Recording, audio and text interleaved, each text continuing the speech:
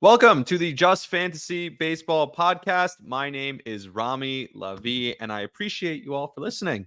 What's up? By the way, I say this every time, and sometimes I guess it can feel like maybe it's a little bit empty because I do start every episode, finish every episode with I appreciate everyone who watches and listens and all that. I really do mean it. If you're spending your time watching or listening to Vince and I, or just me, or just Vince, talk about something as dumb and stupid and fun and funny at times as fantasy baseball, I do appreciate you taking the time to do that. It really does mean the world to us because it's how we grow, it's how we make the show better. Ultimately, and so I do appreciate it. It's not lost on me that there are people who are taking time out of their day to listen to this show and to support us and to write in the questions and write in some mock trades and stuff like that. So I appreciate everyone who does that. It really does mean a lot to us.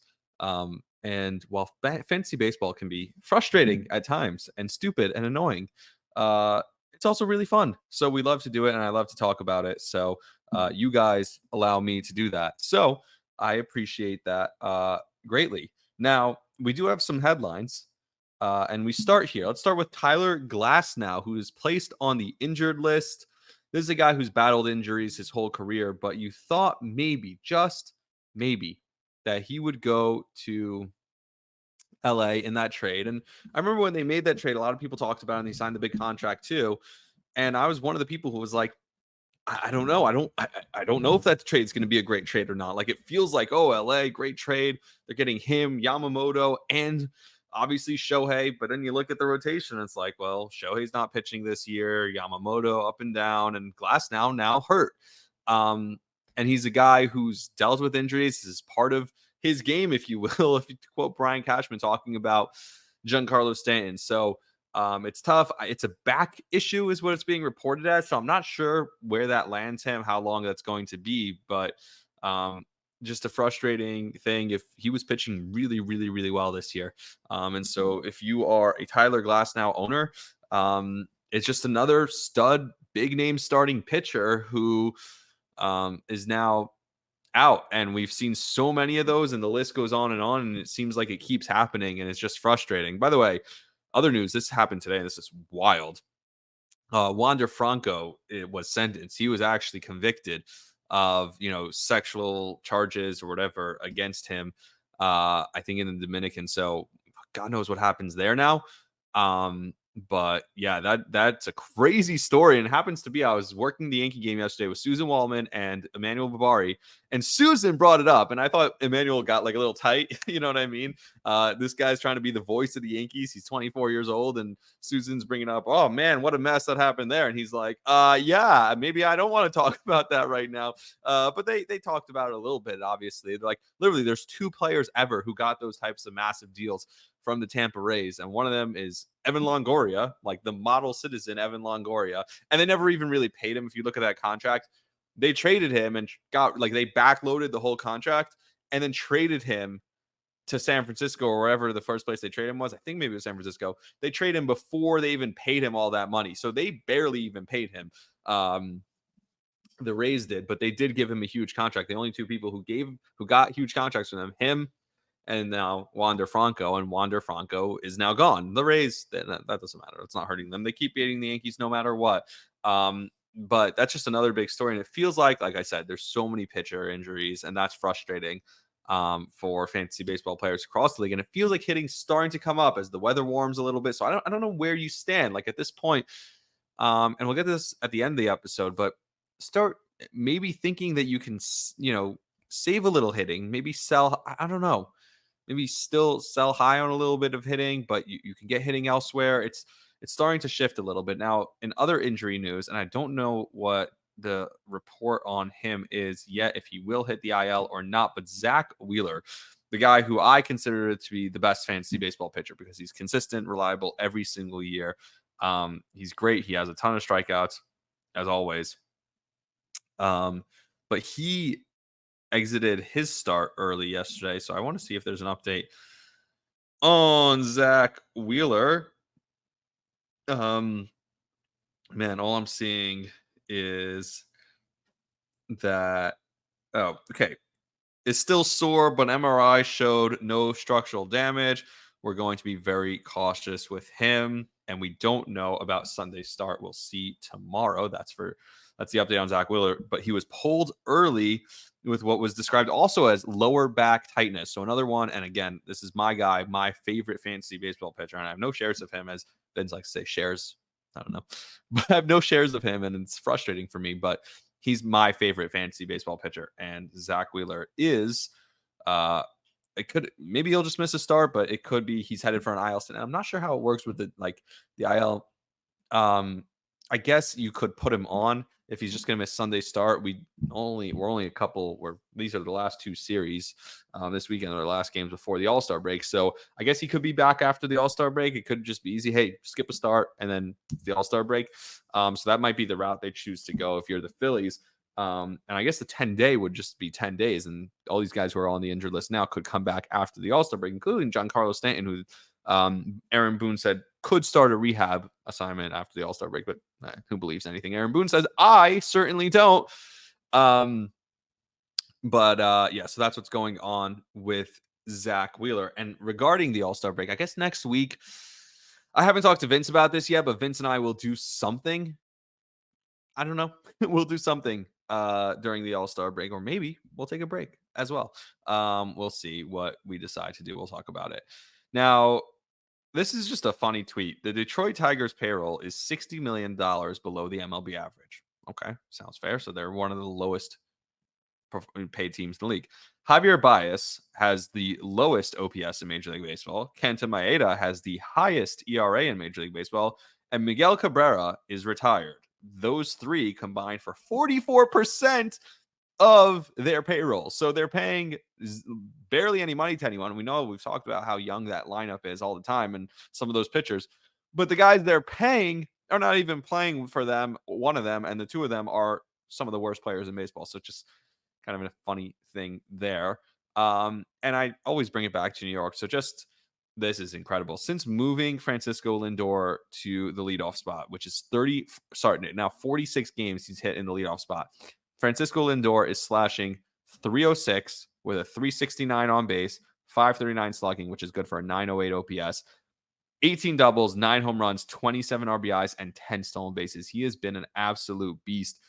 Arguably an MVP candidate for Brandon Nimmo, one of the best, certainly fantasy baseball players. And Brandon Nimmo, well, that was Francisco Lindor, sorry. And Brandon Nimmo, since being moved to the number 2 hole in the lineup in 23 games, he's slashing 341, 437, and 682 with a 1.19, so 1.119 OPS.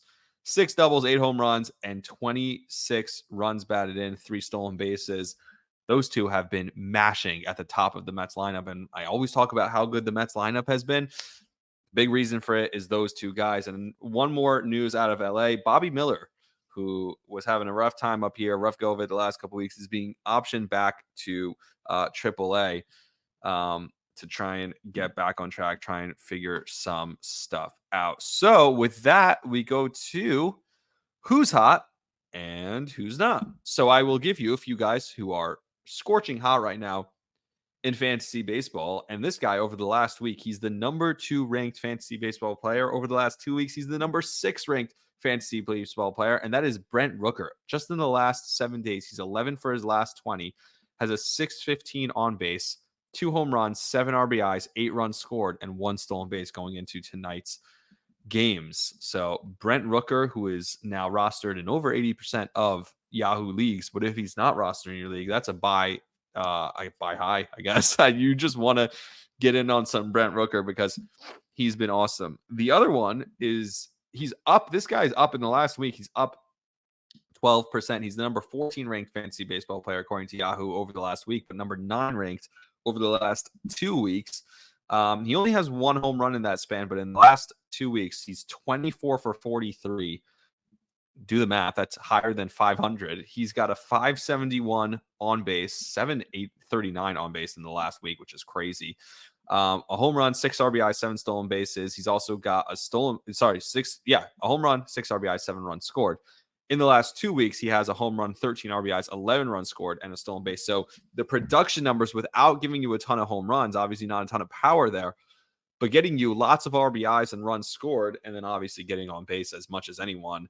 And a stolen base, why not? He has 9 home runs on the season, 43 RBIs, and 35 runs scored about halfway through the season. So you consider that he's done most of that damage in the last month of the season, or nearly half of that damage in the last month of the season. It's pretty impressive. He's been hot now for a while, still only rostered in 73% of Yahoo leagues, but up 12% from last week. Another guy who's been hot over the last week, he's ranked 8th in fantasy baseball. He has a 400 on base, but he's got 4 home runs in just the last week. 4 home runs, 8 RBIs, 7 runs scored. And that is Spencer Steer. And this is one of the guys that Vince and I always talk about when we talk fantasy. And he's on my team, so I'm proud. I'm happy. Spencer Steer is eligible at first base, second base, third base, and in the outfield. So this is a guy who you can plug him anywhere. And this is what I've done with him. I've moved him around when I need roster spots, when I need to fill a spot. He's the guy who I'm plucking from here, moving to there, moving all over the place. And it's worked out for me because this guy, Spencer Steer, has been fantastic so far this season for the Cincinnati Reds. Overall, like this season numbers, 340, 14 home runs, 13 stolen bases, 59 RBIs, 46 runs scored. When you look at his numbers at the end of the year, he's going to exceed last year's numbers. Maybe not the on base quite where you wanted. Last year was 356, but he's already only 2 stolen bases off of his total from last year, 9 home runs off of his total from last year. So he looks to exceed that.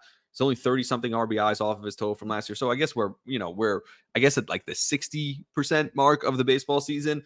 So some of these numbers make sense, but I think he could still obviously get back close to some of those numbers. All right. So the next category is who's not, and Josh Hader is not hot in his last 2 1/3 innings. He does have 3 saves, but he has a 7.71 ERA and a 1.71 whip, which is really disturbing for Josh Hader over the last few starts, the last few outings for him. He's blown a bunch of saves recently. In the last month, he has a 3.97 ERA. And on the season overall, he's got an ERA now over 4. So Josh Hader, despite the 16 saves, it's been a rough go of it for him lately. So he is my first non-hot. I mentioned this guy on Sunday. I think 11 earned runs in his first 9 or 11 starts, something like that, and 11 in the last couple of them. And that is Ranger Suarez. Ranger Suarez has a 10.24 ERA and over his last 2 starts, only 7 strikeouts in 9 2/3 innings, and a whip over 2 in those 9 2/3 innings. So those last 2 starts for Ranger Suarez have been awful. That's what we talked about. He's given up, I think, like 11 runs in 9 2/3 innings. So really rough go of it lately for a guy who overall on the season has been one of these best pitchers. His ERA, he's got 10 wins already, 108 innings, 106 strikeouts. His season ERA is still only 2.58. So the fact that his ERA for the season is still so low with a 10.24 ERA in the last 2 starts is impressive. But he's hit a little bit of a rough patch lately. Another guy who has been cold is Anthony Volpe of the New York Yankees. He's 6 for his last 52 and a 148 on base. He has 0 home runs in his last month. He hasn't hit a home run in the last month he's played, in a 210 on base over the course of the last month. He doesn't have any stolen bases in the last 2 weeks either. So when you look at a guy who was 20-20 last year, 20 home runs, 20 stolen bases, 60 RBIs and runs scored, and even the on base was 283 last year, which was low, and it felt like he was going to be better. And the way he started the season, so freaking good. Well, no longer. Anthony Volpe has been awful for about a month and a half now for the New York Yankees. Like I said, 210 on base over the last month. He has been atrocious. He's been unplayable. If you're looking at your lineup and you see Anthony Volpe, it's just a black hole. It's like, what do I do there? I can't take him out. It's how I felt with Gleyber Torres all year. And finally, I've been rotating some other guys in, but you've got to feel like I can't take him out because Anthony Volpe's in a lineup that should be good, but I need to take him out. He's been awful, and the Yankees lineup has been awful. He's actively hurting your fantasy team on a daily basis. And so Anthony Volpe has definitely been cold. We move on and we plow forward to the buy low and sell high segment, where I tell you who you should be buying low and who you should be selling high on. I have a couple on each. So let's start with Ryan McMahon from the Colorado Rockies. He doesn't have a home run in the last 2 weeks. So this is why I say buy low. No home runs in the last 2 weeks. Only 2 RBIs and 1 run scored in the last week. 379 on base is great. But he's only rostered in 87% of leagues. And maybe some people are feeling like this guy, eligible second, third base, not giving you everything you could have hoped for. He's had a really solid season. 350 on base, 14 homers, 45 RBIs, 47 runs scored, 3 stolen bases. But again, in the last 2 weeks, no home runs. None of that power has been there. Very little production, only 3 RBIs and 5 runs scored over the last 2 weeks with a 304 on base, which is lower than his season total. The reason I say buy low is he is going to be the premier trade candidate. And come this trade deadline, which is less than a month away now, teams are going to be vying for him all over the league. I think one team is going to end up getting him, is going to just blow the Rockies away. The Rockies are open to trading him, but they don't want to. He's got years of control left on his contract. He's still a young guy. So I do expect the Rockies to want to hold on to Ryan McMahon in general, but I could see them trading him if a team does blow them away. Say the Yankees come in and they do have to make a big move. So I would still buy low on Ryan McMahon, and I would try and trade for him if you can. Trade for Ryan McMahon and give up, not a ton for him, but I think he's going to improve on what he's done so far this season. My other buy low is Luis Gil. Luis Gil from the Yankees. Now, people are going to say, oh my God, the last month he's got a 7.59 ERA in the last month. That's awful, and we know how bad the starts were. But then again, you look at his last start against the Red Sox, 6 2/3 innings, strikes out 9. He obviously gives up the home run to Devers, but who doesn't give up a home run to Devers now and then? He looked incredible, and we've already seen the Yankees have zero plans of taking him out of the rotation, limiting his pitches, limiting his innings. And actually, the Yankees need to keep him in the rotation. The Yankees are struggling so much. He's their best chance right now at turning it around. Outside of Garrett Cole, they don't have enough starting pitching. Rodon's been awful. Obviously, Nestor's been up and down. Same thing with Stroman's been up and down. Clark Schmidt is hurt.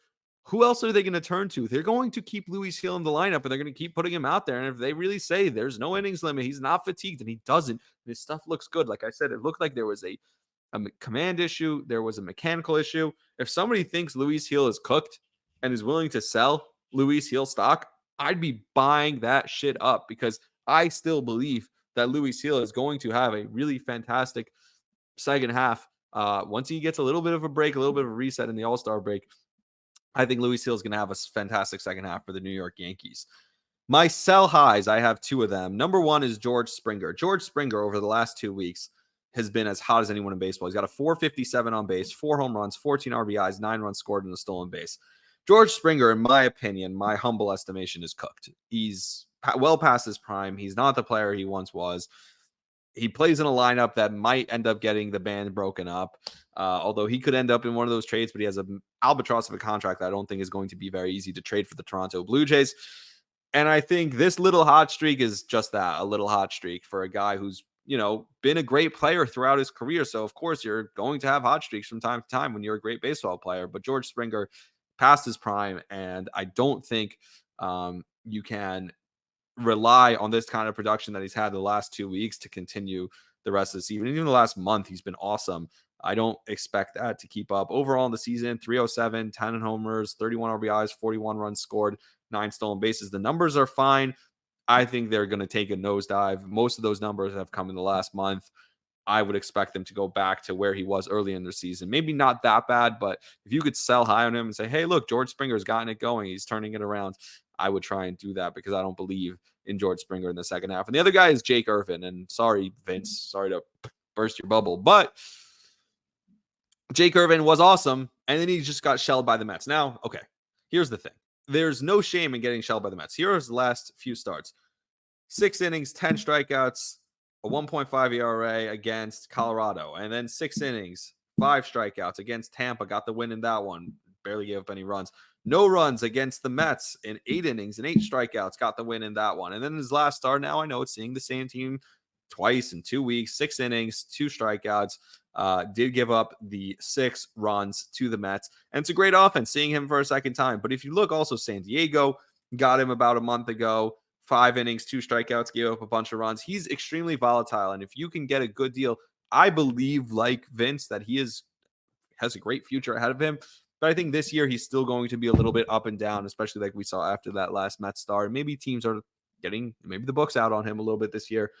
He's still a young guy. Still think he'll have a good career. But I think Jake Irvin, if people listened to last week's episode and were like, oh, Jake Irvin, man, this guy's awesome. He's one of the best arms in baseball, like Vince said, okay, use that to your advantage. Go trade away Jake Irvin and get a lot more than maybe he's worth. Now he's a guy that I'm upset. I streamed him earlier in the year and then I dropped him and then all of a sudden he got really hot. So, maybe that's just me hoping he doesn't do so great the rest of the way because I feel a certain kind of way about it and I feel bad about it. But I do also think that, he's not as great as he's been. He's been great. I can't deny that, but I don't know if that's going to be sustained. So the last thing, instead of the mock trades, what I'm going to tell you is this. Similar to the George Springer thing. Now might be a time to find some of these hitters who have been really hot because, like I said, batting has been hot across the league and trade them way above their value. Trade them for other hitting, trade them for pitching that's actually reliable because the pitching has come back down. I wouldn't even trade for other pitching. I would be trying to make hitters for hitters trades right now. I'd be trying to look at hitters who are overperforming right now and giving you a ton of production. And while it would suck to take them out of the lineup, go find guys who have been reliable throughout their career, who have been more steady and maybe have not been as great this year or even in the last couple months, but offense has been way up. And what I think is going to happen is as we get to the playoffs, which is important, or the end of the season, which you're making your stretch run in fantasy baseball, all of a sudden, all that hitting is going to come back down to earth. And all of a sudden, those guys who were scorching hot, who are volatile, they're not going to be there anymore. They're going to be trash. Whereas the guys who are steady and maybe not giving you the same level of production right now, they'll remain steady throughout. Again, a guy like JD Martinez, that's why I love him. I traded for him because he's not having his numbers don't jump off the page. Sure, certainly when the season first started, they did. And for him, at least the season first started, he showed up like 3 weeks late. But I do think that that's a guy who you can trade for, who's steady. Find some of the steady hitters, and maybe trade a guy who's been on fire for the last even month or so and say, hey, I'm willing to risk that this guy keeps it going, stays hot, but I'll take someone who's done a little bit less for a little bit more production, for a little bit more steady output, hopefully, in the back half of the season. I'm seeing offense be high right now. Maybe the juice balls are back. Maybe it's the heat and people are just hitting balls out. Balls that were fly balls dying at the warning track are now going out in the heat of the summer. I don't know, but I think when we get to September, those balls could be staying in the ballpark again, and it could look more like April and May. So I will say, find those value, find those guys who have been crazy good the last couple of weeks, last month, and see what you can get a return on them that maybe it feels like you're taking a little bit of a loss, but don't be afraid to take a little bit of a loss to ultimately win you a championship, which is the goal for fantasy baseball. All right, that's going to do it for me. I appreciate everyone. Like I said at the top, I really do appreciate everyone for listening, liking and subscribing and sharing the podcast, because that's how we grow. Follow us on Instagram, Twitter, anywhere on social media so that you can send us your questions that you have, your fantasy baseball questions, and we'll answer them on an upcoming episode. So till next time, like, subscribe, share the podcast. Peace.